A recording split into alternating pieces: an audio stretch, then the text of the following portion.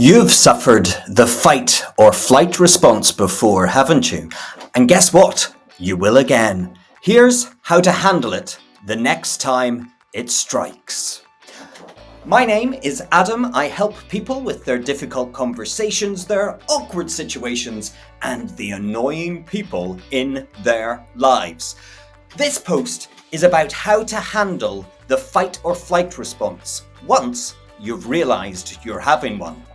So, the fight or flight response is instinctual. You can't stop it happening. And the fight or flight response basically shows itself in fight mode, which is where you get angry and you attack the other person, hopefully not physically, or you run away because you're in the flight mode. But there's another response within that, and I think it's very much in the middle, and it's the freeze response. You know that one? The bunny in the headlamps one, where you can't think, you stutter, your mind goes completely blank. Here's what to do when that happens.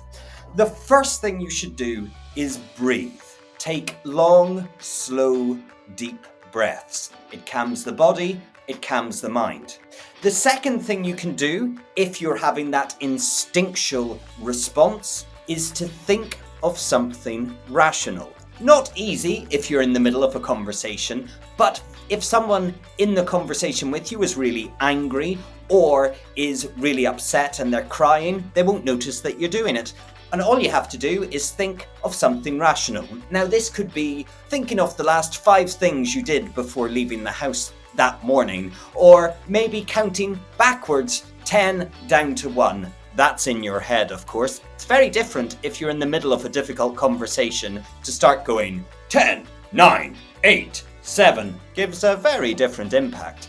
But the best thing that you can do if you're having an emotional response, an emotional fight, flight, or freeze response, is to say how you feel. Name the emotion. Because if you do that, that calms you down. Why does it calm you down? Because it's the most rational thing to do.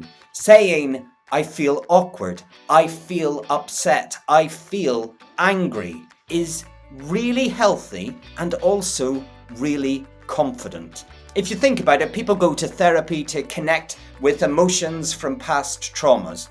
This is pretty much the same thing. The only caveat to that is saying, I feel angry, is very different from saying, you're making me angry. The second is just giving in to the fight response. So those are the 3 ways to handle the fight, flight, or freeze response the next time it happens to you. Remember to breathe, think of something rational, and name the emotion. Anyone will work. The breathing and naming the emotion are my favorites. If this stuff is useful, please remember to do the old press the button, and then you'll see more of me in your feed. Thank you so much for your time. I hope it's been useful.